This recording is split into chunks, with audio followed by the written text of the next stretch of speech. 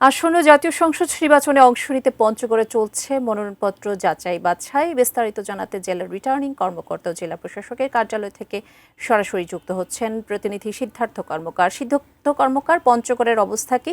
মনোনয়নপত্র যাচাই বাছাইয়ের কার্যক্রম তো চলছে এবং কয়টি আসনের মনোনয়নপত্র যাচাই ইতিমধ্যেই শেষ হয়েছে? বৈধ কারা প্রার্থী হলেন এবং কাদেরটা বাতিল করা হয়েছে, একটু বিস্তারিত জানাবেন। মহান জাতীয় সংসদ যে ১ নম্বর এবং ২ নম্বর যে আসন দুটি, সেটি কিন্তু পঞ্চগড় জেলায় অবস্থিত এবং পঞ্চগড়ের এই দুটি আসনে কিন্তু মোট ২৪ জন প্রার্থী তারা তাদের মনোনয়ন নিয়েছিলেন এবং এর মধ্যে কিন্তু ১৯ জন তাদের মনোনয়নপত্র তারা জমা দিয়েছিলেন। তো আজকে যাচাই বাছাই কার্যক্রম শেষে আমরা যেমনটি জানতে পেরেছি যে পঞ্চগড় ১ আসনে একজন প্রার্থী তার যে মনোনয়নপত্র সেটি কিন্তু বাতিল ঘোষণা হয়েছে। এর কারণ হিসেবে যেমনটি জানতে পেরেছি যে তার যে হলফনামা সেটি না থাকার কারণে। আর পঞ্চগড় ২ আসনে ১১ জন প্রার্থী তারা তাদের মনোনয়নপত্র জমা দিয়েছিলেন, তার মধ্যে ৬ জনের মনোনয়নপত্র কিন্তু বাতিল করা হয়েছে।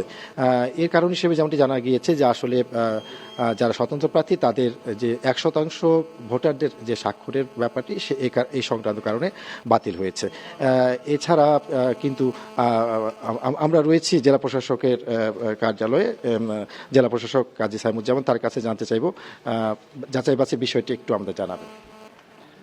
আজকে আমাদের পূর্ব নির্ধারিত যাচাই বাছাই ছিল। আপনারা জানেন যে বাংলাদেশের যে সংসদীয় আসন সেটা পঞ্চগড় থেকেই শুরু হয়েছে। ১ নম্বর ২ নম্বর এই আসন এখানে রয়েছে এবং এখান থেকেই কিন্তু আমাদের আসনগুলো শুরু। ১ নম্বরে আমরা ১২ জনের কাছে মনোনয়নপত্র দিয়েছিলাম, বিক্রি করেছিলাম এবং তার মধ্যে ৮ জন মনোনয়নপত্র দাখিল করেছিলেন এবং এই ৮ জনের মধ্যে একজন নির্বাচনী যিনি হলফনামা, সেই হলফনামা ৩০০ টাকার নন জুডিশিয়াল স্টাম্পে না দেওয়ার কারণে সেটা বাতিল করা হয়। আর বাতিল করার কারণে ৭ জনকে পঞ্চগড় ১ আসনে বৈধ মনোনীত প্রার্থী বলে ঘোষণা করা হয় এবং পঞ্চগড় ২ আসনে এখানে ২ জন স্বতন্ত্র প্রার্থী ছিলেন। তাদের নির্বাচন কমিশন থেকে প্রাপ্ত দৈব চয়নের ভিত্তিতে তারা যে ভোটার তালিকা দিয়েছিলেন স্বাক্ষরিত, এবং সেগুলো আমরা পরীক্ষা করে দেখতে পেয়েছি যে তারা বলেছেন যে তারা স্বাক্ষর করেন না এবং কয়েক ক্ষেত্রে সেই ভোটারের নাম তালিকায় নামগুলোই পাওয়া যায়নি। সেই স্থানে তারা বসবাস করেন না বা এই ধরনের কোনো ভোটার নেই। এছাড়াও রয়েছে কেউ হলফনামা দাখিল করেননি, কেউ অঙ্গীকারনামা দাখিল করেননি। এছাড়াও রয়েছে যে শিক্ষাগত যোগ্যতার সনদপত্র দাখিল করেননি, সার্টিফিকেট কপি দেননি। এইসব কারণে পঞ্চগড় ২ আসনে ৬ জন প্রার্থীর মনোনয়নপত্র বাতিল করা হয়েছে এবং ৫ জনের মনোনয়নপত্র বৈধ করা হয়েছে। এই হচ্ছে আমাদের মনোনয়নপত্র।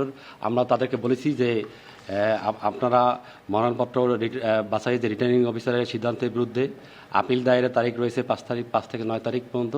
তারা নির্বাচন কমিশনের কাছে এই যে আমাদের সিদ্ধান্ত, সেই সিদ্ধান্তের বিরুদ্ধে আপিল করতে পারবে। যেমনটি জানাচ্ছিলেন যে আসলে যে পঞ্চগড় ১-এ একজন প্রার্থী এবং পঞ্চগড় ২ আসনে ৬ জন প্রার্থী, এই মোট কিন্তু ৭ জন প্রার্থীর যে মনোনয়নপত্র সেটি বাতিল করা হয়েছে। আর এছাড়া পঞ্চগড় ১ আসনে কিন্তু হেভিওয়েট প্রার্থীদের মধ্যে রয়েছেন এনসিপির মুখ্য সংগঠক উত্তরাঞ্চলের সার্জিস আলম। তিনি ১১ দলীয় জোটের প্রার্থী হয়ে তিনি কিন্তু নির্বাচন অংশ নেন। আন্তর্জাতিক বিষয়ক যে সম্পাদক রয়েছেন, সাধারণ সম্পাদক ব্যারিস্টার নওশাদ জুবি, তিনিও এই থেকে কিন্তু প্রতিদ্বন্দ্বিতা করছেন। তো ৮,৮,৮১,০০০ ভোটারের এই পঞ্চগড় জেলার মধ্যে কিন্তু 2,32,০০০ ভোটার তারা কিন্তু নতুন ভোটার। এই যে তরুণ ভোটার তারা কিন্তু একটু বড় ভূমিকা রাখবেন যিনি নির্বাচিত হবেন। তো এই ছিল পঞ্চগড় থেকে আমার কাছে।